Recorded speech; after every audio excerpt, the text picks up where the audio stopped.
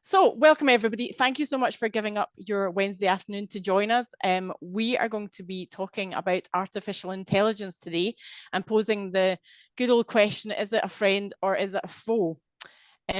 The speakers today are going to be, here's our lovely pictures on the screen, as if you don't see enough of us already, but there's myself, there's Ali here, who's going to be discussing the current regulatory landscape, which I think is really interesting because there's quite a juxtaposition going on, and I think it's something that we should all be aware of.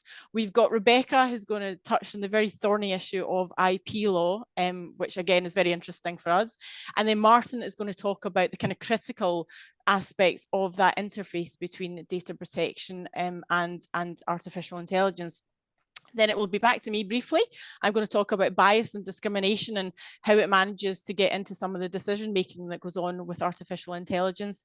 And then finally, we hope to leave you with some practical hints and tips. So on to the next slide. I mean, artificial intelligence, there's lots of headlines out there, isn't there? If you read some, it's going to absolutely cure all world troubles, including world hunger.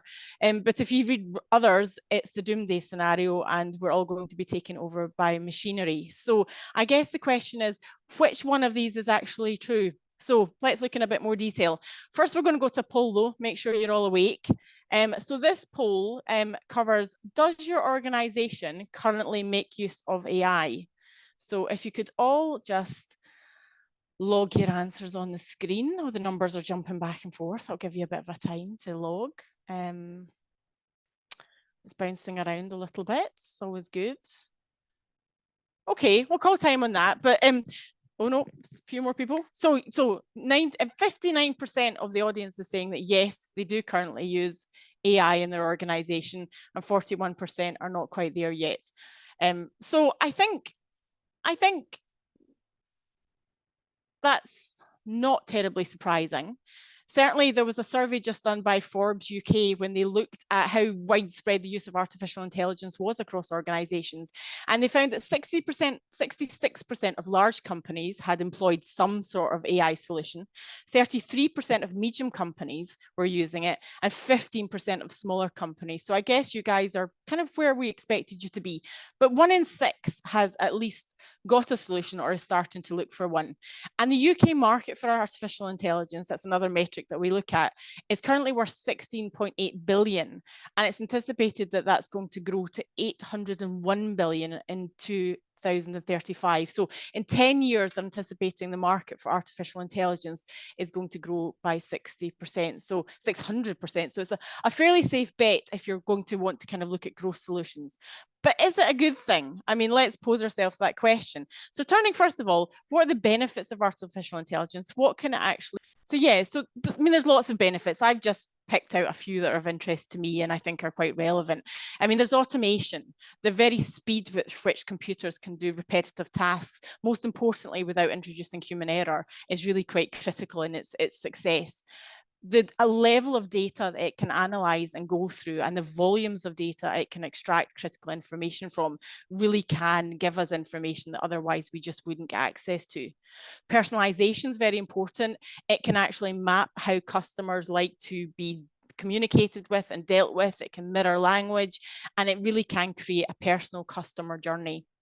There's no doubt about there being a cost reduction. I said to the team when we were talking about this seminar yesterday that last year I had the luck to visit 2 factories, 2 food and drink clients of ours who invited me around for a tour. And one had an AI tech solution that basically spotted when the Millionaire Shortbread had a crack in it. And these mad robot arms moving at the pace of lightning would go and grab that cracked piece of Millionaire Shortbread and chuck it away.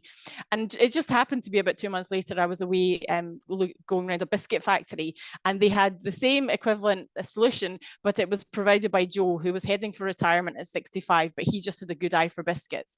So I know which would probably be the most efficient, but certainly that ability to do accurate things quickly is a huge cost reduction. It can also do innovation, product development very quickly. It can do predictive analytics. It can look at trends and spot patterns in a way that the human eye just couldn't. One of the critical areas that they say it's really going to make a difference is in medical enhancements, because it can collate all the medical data we have and spot patterns and make us all healthier. So that has to be a good thing. But what about there's a lot of debate about the moral and the ethics that are involved in AI. I mean, there is the job displacement. Joe, who worked in the factory spotting the cracked biscuits, there's no doubt that jobs will have to change and adapt as AI takes hold. There's also the issue of bias and discrimination. I'll cover that in a bit more detail because it's a really interesting subject and one I think we should all be aware of. But I think it's one that we just need to be aware that computers are not quite as good at the old human morality. There's privacy concerns, which Martin's going to touch on later. There's certainly ethical dilemmas. I read just last week about the CEO of WPP, one of the largest advertising agencies in the world, and he was hacked in a meeting. And the way the hackers did it is they used AI footage from a YouTube video. They used AI to take voice recognition that they again had taken from a video that was available publicly online. And they'd effectively faked him into a Teams call, giving instructions that an account should be set up and money should be transferred into to one of his subordinates. And seemingly it was really hard to spot the difference. So we're living in a whole era where you really can't trust the news and you really can't necessarily trust what you see. And I think we need to adapt to, be aware of that. There's security risks. There's talks of bad actors out there who are, as we become more reliant on these systems, if they are subject to hack, the disruption that could cause. There's talk of the fact that AI isn't actually that environmentally friendly. These computers are processing all this data out there, and to do that, they're burning carbon. So, from an environmental perspective, do we really need to be using it the way we are? And finally, it also can create inequality because, quite frankly, not everybody has access to technology. And as we kind of go further down the road of being reliant on AI and evolving into AI, we mustn't leave people behind, I guess.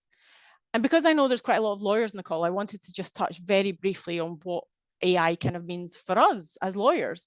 There's lots of headlines saying that, we could soon be out of a job if it keeps going the way it is. So next slide, please. Yeah, so I mean, there's no doubt it can do things cleverly and it can do things quicker. And indeed, we're already looking at solutions to try and make sure that the delivery we do is more efficient. It can definitely drastically cut down legal research. It can consider legal authorities and report back very quickly. It can drastically improve legal document production. So if you've got a business that wants to do kind of self-serve, it can be very helpful. It can streamline due diligence processes. If you're a trainee like myself, we used to love when that Friday afternoon call comes saying big diligence project on the go, drop all your weekend plans. Wouldn't it be lovely to just get the AI system to do it? Well, are we almost there yet? And the one that slightly made me chuckle, but it was reported repeatedly, so I thought I'd throw it in, is it can take complex legal issues and turn them into plain English, clearly in a way that us lawyers are not very good at doing, but we do try. But what are the negatives? Well, one thing is that the time limit for the AI being up to date is not that great. So I think the last time I looked at ChatGPT, it was good as at September last year, which if you're a lawyer is not that reliable, quite frankly, because a lot of stuff kind of gone on in between. You've seen the headlines about the hallucinations, the fact that when the computer doesn't know, it doesn't stop helping you, it just starts making up things. And there was quite a famous case where when asked to comment on some cases that were relevant to a point of law, the AI came back with not just the cases, but it fabricated an entire case, the entire facts of a case, and even a judge and the judge's name. So, we're certainly not at the stage that we can completely rely on it. The IP position is not resolved, the data position is not resolved, and the regulation position is changing almost daily. So I think my conclusion is that we have to kind of run into AI and accept that the benefits that come are great, but we must do it with our eyes open. And on that note, I'm going to hand you over to my colleague, Ali, who's going to talk you through, why we think the regulations really are worth keeping an eye on. Thanks, Alison, and good afternoon, everyone.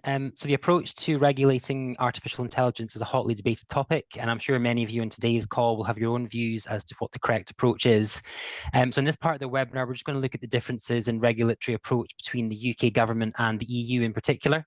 And so the key question facing regulators is how to strike the delicate balance between encouraging and fostering innovation on the one hand, whilst ensuring that those that are developing the AI technologies are held accountable in order to protect individuals' rights and freedoms and also to maintain public trust. So next slide, please, and we'll look at the current UK government position. So the government published a white paper called A Pro-Innovation Approach to AI Regulation to Parliament in March 23 and a public consultation shortly thereafter. In its response to the consultation in February 24, the UK government said that although it believes AI technologies will ultimately require legislative action in every country, this will only be once understanding of risk has matured. So, i.e., the UK government's current position is that no specific new legislation will be introduced at this stage to regulate the use of AI technologies. And so instead, the government's pro-innovation approach, which is aimed at supporting and fostering businesses which are developing AI products, will be underpinned by 5 guiding principles, which we'll look at in the next slide. So those principles are safety, security, and robustness, appropriate transparency and explainability, fairness, accountability and governance, and contestability and redress. The government has stated that this approach has been taken in order to avoid any unnecessary blanket rules that apply to all AI technologies, regardless of how they're used, in order to remain flexible and agile as the technology develops over time. So what does that approach actually look like in practice? Next slide, please. Well, rather than appointing a centralized AI regulator, the UK approach is to rely on existing regulatory bodies and departments, such as the ICO, the CMA, the FCA, to issue guidance to organisations covered by their regulatory remits and to utilise existing legislation. It will therefore be left to existing regulators to interpret the government's guiding principles and also to define what artificial intelligence means, because that's something that the UK government has not provided us with at this stage. So an obvious concern about that approach that's been well heralded is the potential for regulatory disparity, depending on which regulator's remits an organisation falls under. And I think if an organisation falls under more than one regulator's remit, then you can see how this might lead to some sort of confusion and uncertainty about the applicable obligations that businesses have to comply with. However, the government has introduced a new central function to monitor and assess AI risks across the economy, to support regulator coordination, and also to address potential gaps in the regulation. This will be supported by a new steering committee, and the government will also conduct targeted consultations on its AI risk register and continue to assess the regulatory framework. Regulators will also be supported by the new AI and digital hub, which is currently being piloted. So this hub will see a number of the regulators come together to develop a multi-agency advice service, provide tailored support to businesses so that they can meet requirements across various sectors whilst safely innovating. That pilot is expected to run until September of this year, and it will assess industry take-up, service feasibility, and also how innovators are interacting with it. So where are we with the regulator guidance? Existing regulators were asked to publish an update outlining their strategic approaches to AI by the 30th of April this year. So we have in the last few weeks seen a number of regulators publishing updates and new guidance, including the FCA, the ICO, Ofcom, Ofgem, and the MHRA. Some of these updates are fairly detailed. Some of them are simply acknowledging the AI revolution and include commitments to publishing further guidance and or launching new consultations in the coming months. Next slide, please. So where does that leave the UK position? Well, I've just spent the last couple of minutes telling you all that the UK government has no intention of introducing AI-specific legislation. However, there are now unconfirmed reports from the likes of the Financial Times that work has begun on draft legislation, most likely to address safety and security issues relating to large language models rather than AI applications generally. And there's also suggestions that the UK will consider amending copyright legislation to allow organisations and individuals to opt out of allowing the large language models scraping their content. And Rebecca will talk about that in her IP section shortly. So why this apparent change in approach from the UK government? It could be due to the changing mood of the general public towards AI. So there's talk about there's a increase in pessimism amongst the public in relation to AI. It could also be a knee-jerk reaction to the EU's new AI Act that we'll come on to shortly. But the upcoming AI Safety Summit in Paris might provide some further insight on that. So watch this space. Also worth noting that there is a private members bill going through Parliament that was tabled by Lord Holmes. This calls for the creation of a central AI authority and the creation of AI responsible officers within businesses to be responsible for ensuring safe, ethical and non-discriminatory deployment of AI. In March, the bill did receive its second reading in the House of Lords, but I think there is less support amongst MPs, and so it is unlikely that the bill will progress to the statute books. And then just finally on the UK side, obviously, as we keep hearing in the news, we do have a general election at some point this year, with current polling suggesting a potential new Labour government. Keir Starmer has been quoted as saying that Labour would introduce an overarching regulatory framework that would be stronger than the current government's approach, and that we're nowhere near where we need to be on the question of regulation. But whether that means that they would introduce new legislation is unclear. So that is an overview of the UK approach, but how are they approaching the regulation of AI in the EU? Well, in March of this year, the European Parliament approved the EU Artificial Intelligence Act, the AI Act, which has been dubbed as the world's first comprehensive law regulating AI. The act is based on a risk-based approach, allocates specific risk categories to different kinds of AI systems, with 4 levels of risk being set out, being minimal, limited, high, and unacceptable. And we'll look at those in a little bit more detail shortly. The Act applies generally to deployers, importers, distributors, and manufacturers of AI systems. But just like there's been critics of the UK approach, there's also been some backlash against the EU's new legislation. Some argue that the separation of the risk categories between the different models might lead to a decoupling of the market, so the value of AI technology differing depending on which risk category it's deemed to fall under. And similarly, it might be difficult to categorize certain generative AI systems, which can be utilized for several different purposes and functions. So next slide, please, and we'll look at the different risk categories under the EU Act. So minimal risk, these are systems that are regarded to be of minimal risk, such as AI-enabled spam filters, video games. These are to remain largely unregulated, although compliance with voluntary codes of conduct will be encouraged. Those systems deemed to have limited risks, such as chatbots, will be subject to minimal transparency obligations. Developers and deployers will be asked to ensure that end users are aware that they're interacting with AI. So, for example, on deepfake images, there'll be an obligation to signpost that they are interacting with deepfake images.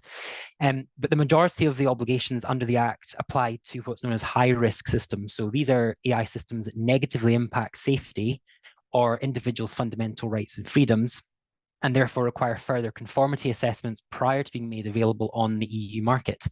So these will include systems that fall under the EU's current product safety legislation, and also AI systems that will be required to be registered on a new EU database. And the Act says that that is AI systems comprising of those that are deployed in the management or operation of critical infrastructure, education, employment, essential private and public services, law enforcement, legal interpretation, and border control management.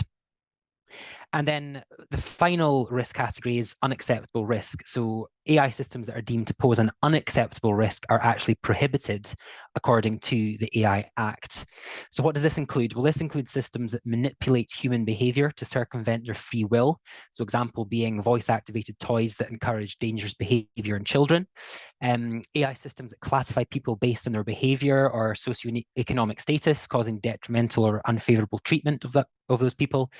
AI systems that exploit vulnerabilities related to age, disability, or other socioeconomic circumstances to distort behavior, and also systems compiling facial recognition databases by untargeted scraping of facial images from the internet or CCTV footage. Some other examples on the slide there as well. So all these will be prohibited under the EU Act. So if we go on to the next slide, And you might be asking, what about generative AI? So the Act does place requirements on providers of general purpose or Gen AI systems, such as OpenAI's GPT-4.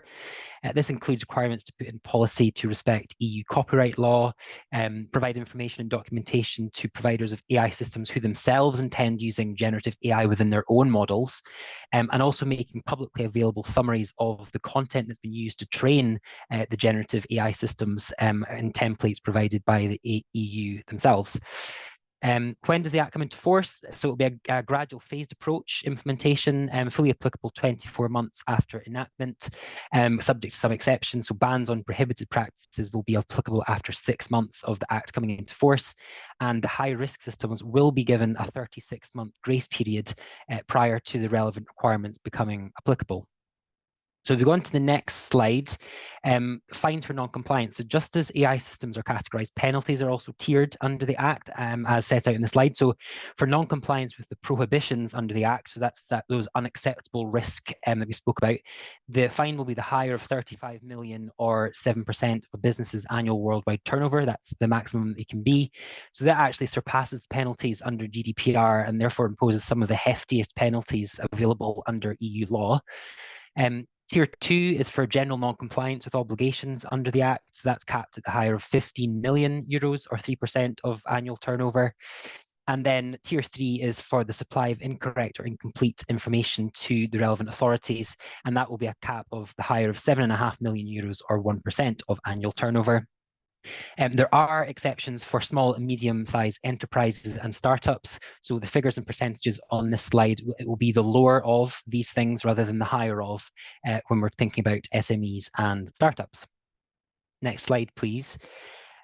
So in terms of the AI Act, like the GDPR, it will have extraterritorial effect. So that means that it will apply to providers of AI systems that are based outside of the EU, but place their AI systems on the EU market, or where the output produced by the AI system is used in the EU, subject to some exceptions under the Act. So in actual fact, what we may end up seeing in the UK is UK businesses with international operations or aspirations seeking to comply with what they see as the highest standard of regulation as a matter of best business practice. And so will that end up actually meaning the UK's flagship pro-innovation non-legislative policy will actually end up being a bit of a damp squib?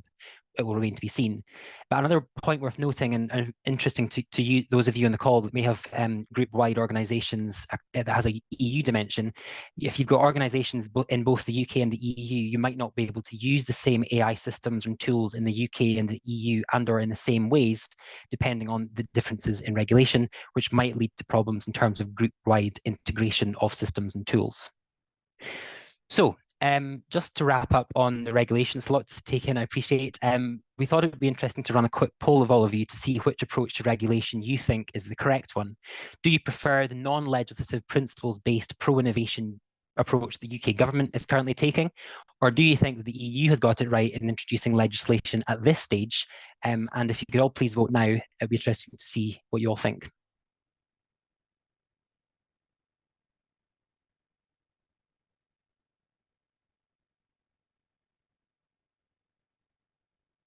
Okay, I think we'll call it there and have a look at the results.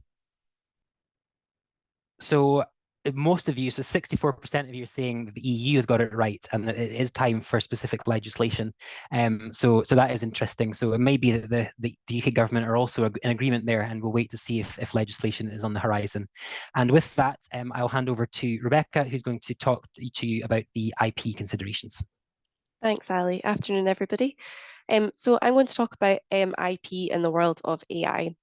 So firstly, ownership and protection of IP rights are primary concerns in relation to AI. And if we just move on to the next slide, it's clear that there's a difficult balance to be struck between protecting IP owners' rights and also promoting the UK as a global leader in the development of AI and supporting innovation, as Ali's mentioned.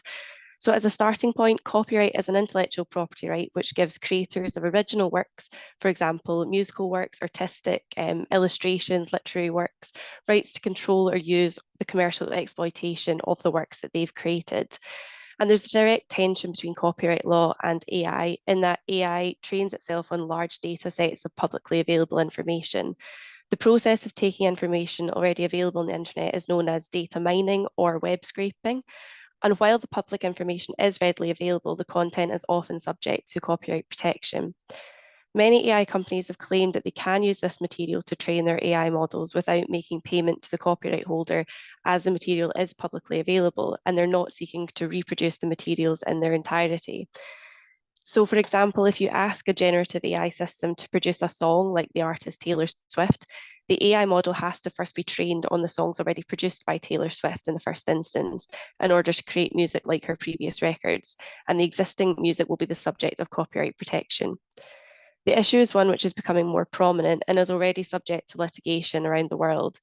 So the New York Times recently sued OpenAI and Microsoft for copyright infringement, accusing them of using the New York Times' published articles to train their automated chatbots, which would then compete with the paper as a source of reliable news information. The New York Times are arguing that if readers use Microsoft's chatbot to research recommendations from their website, Wirecutter, this will then mean that the New York Times loses revenue from users who would have otherwise used the Wirecutter website and clicked through their referral links. Similarly, in the UK, Getty Images, which is a global content creator, they are suing Stability AI, which is a generative AI company, in the High Court, claiming that Stability AI copied and processed millions of Getty's images without permission and without providing compensation, excuse me, in order to train and develop its AI art creator, Stability Diffusion. Getty's argument is that this therefore infringes on Getty's IP rights, as the AI model is reproducing substantial parts of Getty's images, which are subject to copyright and sometimes also include their registered trademarks. The law isn't quite clear yet on what the boundaries should be in relation to the use of AI and IP, and it remains to be seen exactly how courts will interpret these cases and alleged breaches of copyright law. It's likely that the courts will have to closely consider the extent that the AI models are using the materials protected by copyright without a license to do so, and will be taking into consideration the fair dealing exceptions under copyright law. Unfortunately, there's no clear definition of what fair dealing actually means, but it is considered on a case-by-case basis, and it ultimately comes down to how would a fair-minded and honest person have dealt with the work? For example, is the use or the amount of the material used reasonable and proportionate? So if we move on to the next slide. In the UK, the government has acknowledged that creative industries and media organisations have particular concerns regarding copyright protections in this era of AI, particularly relating to the large-scale use of copyright-protected content for the training of AI models. Copyright holders are looking for reassurance that they will retain autonomy and control over their works. And in contrast, AI developers have stressed their need to be able to access a wide range of data in order to develop and train their models. The UK's IPO convened a working group of AI developers and copyright holders with the aim of agreeing a voluntary code that would benefit both sides. However, it's become clear that both sides could not reach an agreement, and therefore plans to broker an AI code of practice on copyright and AI has now been put on hold. The UK government are leading a period of engagement with AI developers and rights holders from various sectors to develop an approach going forward. The government are to set out their proposals in a way once they've explored the various options, and it'll be interesting to see what approach the UK and other countries around the world will take in tackling this issue, and if they take different approaches. So if we move on to the next slide, another key issue relating to AI and IP ownership is who actually owns the output of the AI models. So in December last year, the UK Supreme Court issued their judgment in the landmark Dabis AI case, which confirmed that AI machines themselves cannot be considered as inventors. This case related to two patent applications for inventions that Dr. Thaler claimed were created by the AI machine known as Dabis in the absence of a traditional human inventor. And Dr. Thaler is the owner, creator, and user of the Dabis AI machine. In previous judgments, the court held that Dabis could not be named as an inventor, as Dabis is not a person. All other jurisdictions where Dr. Thaler submitted patent applications reached the same conclusion, with the exception of South Africa. Dr. Thaler appealed this decision to the UK Supreme Court. However, they also agreed and held unanimously that an inventor in the UK must be a natural person, and that when the Patents Act in 1977 was passed, Parliament did not envisage that the law should be interpreted to allow a machine acting on its own to be considered as an inventor. Dr. Thaler then claimed that if that was the case, then as he's the owner of Dabis, then he has the right to be granted the patents himself. The court found, however, that Dr. Thaler failed to identify who the natural person was that invented the subjects of the patent application, so therefore the patent applications were treated to be withdrawn. Many people have commented that this case highlights that consideration needs to be given to updating UK patent laws to reflect technology advancements over the last 50 years. However, for the time being, this case reinforces that UK courts will continue to interpret legislation by giving the words their ordinary meaning. If the judgment had gone the other way and the AI machine Dabis was named as an inventor, this would give rise to many other legal questions, such as, can the AI itself be sued if something goes wrong? And would the AI itself be party to contracts, for example, licensing for the use of the patents? And this will be an area of law that will be very interesting to watch develop over the next few years as technology advances and further consideration has to be given to how our laws should be updated and to what extent. So now to turn to who owns the output of the AI models. So as we've just touched on, the AI models themselves cannot own the IP that they've created, including the copyright. ChatGPT, for example, makes clear in the terms and conditions that the IP rights created by the user using the generative AI model are owned by the individual and not ChatGPT itself. However, this does not mean that all IP created by generative AI is original and therefore can be owned by the individual. So if the AI had produced text which was just copied from another person's work, the original owner will still own that IP in that text. And the use of the AI models needs to be treated with caution to ensure that you're not putting your business at risk of infringing somebody else's IP. Similarly, if you're engaging the services of a service provider to create an IP model for your business, then you need to be clear in the contract what the terms of the instruction are. So for example, if you're providing them with data in order to create an AI model for your business, then you need to be clear on what they can and cannot use that data for. And once they've provided you with that AI model, when the license to use that data ends. You also need to be clear in your contract who owns the AI in the model themselves that is created. So I'm now going to hand you over to Martin, who's going to touch on the data protection considerations. Thanks, Rebecca. Yes, I'm going to talk for the next few minutes about the data protection and security issues you want to think about when using AI. So we go to the next slide. So I suppose starting off, I mean, the question one is actually whether what you're doing involves any use of personal data and therefore whether you need to be thinking about data protection law. So that's the first step to think about. But then after that, you're going to be thinking, well, what happens to the data? This is particularly in the context of generative AI. What happens to your input data, so what you input into the Gen AI tool? And actually finding out the answer to that can sometimes be quite difficult. It's also may vary from platform to platform, and we'll look on the next slide at some of the differences in that. You'll also want to think about what the output is from the AI system that you're using and whether actually what is coming out of that is personal data. So does that relate to a person, a decision about them? Is it something that relates to them? Is it their opinion, an opinion about them, or whatever? And there's various, as you'll be aware, if you know your data protection law, there are a number of different obligations under data protection law that can raise challenges when using AI. So firstly, around accountability and transparency. How do you ensure that you comply with that? How do you ensure you're transparent with people about how you're using their data? And how are you firstly understanding what the platform is doing and then explaining that to people in clear terms? How are you ensuring that you have a clear legal basis for doing that? So there's a bit of analysis to be done on that. Secondly, we talked a couple of times around hallucination. So how do you ensure the output is accurate and you comply with your obligations around accuracy? How do you know that actually it's not just made something up and what is being created is actually accurate? If it's an opinion or a prediction, how are you managing that? How are you testing the accuracy of it?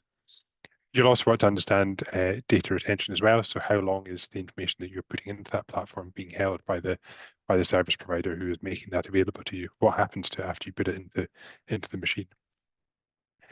And in terms of security, obviously a key point, you want to understand how secure that data is when it's being held in there. So particularly if you're doing, I don't know, analysis of CVs or things like that, where is that data going? How is it being kept secure? How do you know that there's not going to be unauthorized access to that? And as with all tech solutions, it can sometimes be quite difficult to get clear answers on that when you're trying to understand some of the security measures that the provider has in place. So all of this leads to you're thinking about how you carry out diligence on the provider. So you would approach this in the same way you approach any other processor that you are appointing, but really actually trying to understand how that AI system is working, what it's doing with that data, what the output is, how it's being used, whether it's being shared with others, and all those things are important questions. And then the final point, just around data protection, is around automated decision making. So there are particular rules in data protection law around systems that are used for automated decision making, where that may have a legal or significant effect on the individual. So making decisions about potentially whether to offer them some financial products or decisions about their health, things like that. There are particular rules around how those systems are used and how you deal with the rights of individuals to ask questions, to seek a review of that. And they can be quite challenging to deal with, again, when some AI solutions just seem to operate like a black box. Next slide. So I mentioned the issues around diligence and the importance of properly understanding the platform that you're using. So I've got on screen here a short case study just comparing to OpenAI products, and just to try and bring to life the differences we're talking about. So ChatGPT, I'm sure we've all used it over the last 18 months or so. But actually, ChatGPT, if you read the terms of use, the OpenAI expressly tells you not to put any confidential information into it, not to put any personal data into that when you're using the web interface. So they're saying, do not put that data in there. And the reason they're saying that is that whatever you put into ChatGPT goes into OpenAI's LLM, and that will then be used for the benefit of anyone that's using that. So as Rebecca talked about, there are issues around IP and what's used, but actually if you put personal data in there, that may well be used in an output for someone else. So ChatGPT expressly tell you not to put personal data in there. We've also seen just about a year ago the Italian Data Protection Authority, who temporarily suspended ChatGPT in Italy because of concerns around a lack of transparency and uncertainty around OpenAI's policies and data retention, and how individuals could actually exercise their rights under data protection law. Now that suspension was lifted when OpenAI made some changes to their privacy notice and provided a bit more information, but it does, I guess, show some of the dangers of using some of the generative AI products, which are sort of mass market, designed for everyone to use, as opposed to an enterprise system where all the data that's in there will only be used by your organization. So if you compare ChatGPT to GPT-4, which is OpenAI's enterprise product, and what powers things like Copilot, then actually that works quite differently. So training data is not retained by default. And they also offer a data processing addendum, so that if you are putting personal data in there, you can enter into a data processing addendum that will contain the sort of provisions you will need under Article 28 of UK GDPR to ensure that you have the right arrangements in place with your processor. They also provide lots of information in the security portal, which might assist you with diligence. As ever, I say there's a lot of information there, but it's sometimes difficult to actually test what you're being provided with. Next slide. So have we got any guidance on this yet? We got some guidance actually just over a year ago from the Information Commissioner. They were ahead of the game in terms of other regulators, as you might think. So they published some guidance on the back of the rise in interest on ChatGPT and generative AI, but actually the principles in here are relevant to use of pretty much all API, and it's all common sense stuff. So ensure that you have a legal basis for what you're doing, and that's particularly when you're making decisions about people or where you are processing data that may impact on them in some way. So what is your legal basis for doing that? Understanding whether you're acting as a controller, processor, or a joint controller with someone else, the provider. Carrying out data protection impact assessments, that's a really useful tool to actually do your risk assessment on what it is you're doing with that AI, and whether it's actually lawful or not. The reminder to comply with your obligations around transparency and security, and the purpose limitation. So that purpose limitation is where if you collect data for one purpose, you can't then use it for something else. So an important one to think through. And also, as I mentioned, in relation to automated decision making, ensuring that you are complying with your Article 22 obligations. So how do you mitigate those risks? Well, for me, a lot of this is around actually looking at what your use case is, working out whether that involves using personal data, and then carrying out the diligence on the platform you want to to use for that use case, because as I've flagged in the previous slide, different platforms work in different ways. It's really important to understand what your platform is that you're using, what the risks are with that, and what the risks are with your use case as well. And then use data protection impact assessment to actually work through the potential risks, identify your legal basis, work out how you mitigate those risks. And once you've done all that, if you're happy to proceed, then issuing clear guidance to your staff around how they actually use AI. So, I've seen some policies that just say to staff, don't ever use AI. Well, as the poll showed earlier, most organizations are already doing that. Likewise, blanket bans on using personal data might not make sense, because you may have some AI systems where you are actually going to share personal data. So it's really important that if you are producing guidance for your staff, that that's actually tailored to the use cases that you've approved and the tools you're using, so that people know when they can and can't use them and what they're doing with them. So now I'm going to hand over to Alison, who's going to talk a bit about bias and discrimination. Hello, me again. Yes, thank you, Martin. I wanted to just talk about the slightly more human aspect of AI, and that is when we talk about it and how it has an ethical obligation to operate, and what happens if we get bias and discrimination into it. Next slide, please. The most common ways that bias and discrimination can filter in is on the screen now. So the first one is just that you actually use bias training data. So if you inputted into an AI system the role of women in the workplace in 1950s, you'd get a very different answer than you would if you included data from 1950s up until today's date. So I think that's a good illustration of what happens if the data that goes in is not quite right, then you're going to get a slightly skewed answer back. Equally, the algorithms can almost be too clever for their own good, and try and apply things that don't quite work. It's the best way to do is to give you an example. So in the kind of tech sphere in America, there's only about 20% of the population is women who are doing that role. And Amazon decided to employ AI to try to improve that statistic. And the AI system was up and operating. I'm sure they did know how it was operating, but the point was they found that they were still only getting mostly male applicants. And when they scratched the surface, the AI system had actually adapted its own algorithm to decide that because there was already 4 out of 5 were men, then that must be a positive thing. And so if they were looking for the dream applicant or the dream person for the job, they should mirror the workforce they already had. And so they were actually then having a bit of bias towards men over women. Another example of this is another AI tool, which was involved in recruitment, gave priority to people who use certain terminology in their CVs. And the terminology was things like executed or captured. But when further analysis was actually done of that data, it was found that that terminology was mostly used by men. So inadvertently, the algorithm was showcasing male CVs over female. The other one that just tickled my fancy was Microsoft had a little chatbot that it launched in 2017 called Tay. I don't know if any of you will remember him. Probably not, because poor Tay only lasted a couple of days, because he was supposed to be live and dynamic and take in all the information and queries that kind of were referred to him. Unfortunately, a few bad actors got involved and started kind of targeting Tay with racist and transphobic and anti-Semitic language. And before you know it, Tay had gone rogue and was becoming, espousing Nazi propaganda because he had learned bad from bad people. So I think the point is your algorithm is really only, you have to keep on it and keep a knowledge of how it's operating and look for anomalies. Feedback loop, that's where you've maybe got bad content, but that is then being regenerated through the algorithm or through the artificial intelligence. And so the bad information or the bad content is just repeatedly, inadvertently being reinforced. Lack of diversity in development teams.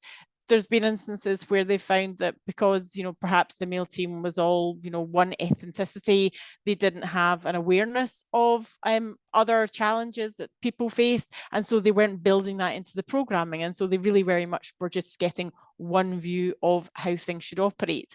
And finally, one that I have come across quite often in the context of AI is it's a black box decision making. We had a client who was a large retailer who he had a software system that cleverly tuned what customers might want and did promotions on that basis. But when the contract came to an end and they wanted to migrate to somebody else, they couldn't quite work out how the analytics work. They were specific to the customer and how it should all be dealt with and extrapolated and transferred. So start thinking about some of those key points when you're doing your exit planning in your contract. Just to say, there has been a couple of scandals around about this in the Netherlands and in Australia. Artificial intelligence wrongly accused some families of defrauding benefits. So it can have quite cataclysmic impact if you get this wrong. So next slide, please. Conscious we're at time, so I'm going to just go around the room, if everybody could put their cameras back on, and ask everybody to give me one tip from the area of law that you've talked about today that you'd like the listeners to go away and think about or implement in their business. So I will go first to you, Ali. What are your top tips? So I think from the regulatory perspective, I think at the UK at the moment, all we can do is keep an eye on the regulators' guidance that are relevant to your businesses. And until such time as the UK government publishes legislation, I think that's all we can do. If your organisation does have an EU focus, then obviously you will need to have a look at the provisions of that are applicable to your business. But I think it's just keeping an eye on it. And of course, we'll be publishing updates, all the time on that. So yeah, if you don't want to do it yourselves, keep an eye on the Brodies website, and we'll have stuff on there. Ali loves his AI update points. Right, Rebecca, on to you. What's your top tip for the IP area for people to take away? I think my top tips would be that when you're procuring AI or using it, make sure in your contracts you're including warranties and indemnities to protect your business from third-party IP infringement claims. Also, if you're using generative AI such as ChatGPT in your business for making blogs, for example, a good test would be to copy and paste parts of whatever output you get from ChatGPT into Google and just double check that it's not coming up with an article that somebody else has already written, and that would limit your chance of infringing somebody else's IP too. Thank you, Rebecca. Martin, on data, I think you've told us, but just to reinforce. Yeah, so it's all about accountability. So have a playbook for your organisation about your use of AI, and have a risk assessment process for actually looking at the tech, looking at your use cases, so you can actually know that what you're doing in accordance with the law. Perfect, thank you. And just to throw my tuppence worth on the bias point, have some sort of monitoring mechanism. So if you are getting strange results or strange anomalies, that you have an ability to monitor that. And also including warranties and indemnities, that the AI being provided will not act in a discriminatory or biased fashion, because if you then find it does, it means that you have a contractual claim. So I'm going to take you now quick as a pace to the final poll, which is, I don't know if we've convinced you, I'm not sure how we would have convinced you, but for those on the call, do you think then that AI is a friend or a foe? Have we convinced you that it can only be used for good things, or was a few worried people in the audience?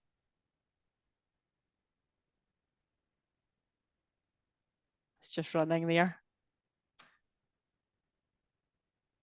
Okay, so I think three quarters of you think it's a good thing, and a quarter think we're all doomed, which I think is also a fair point. Just quickly on questions, I think we had one, Ali, I don't know if you can answer it, but just to say whether the AI Act, is that a regulation or is it a directive, in the sense of, is it just automatically law, or does it need to be implemented separately? Yeah, so just quickly on that, so it is a regulation, meaning that it will be directly applicable in the EU member states. It will not need to be transposed into national law.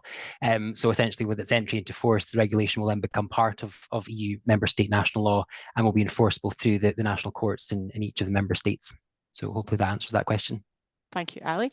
Well, then we'll bring the seminar to a close. Thank you very much for giving up your time. We've really enjoyed speaking to you, and hope that you find it useful.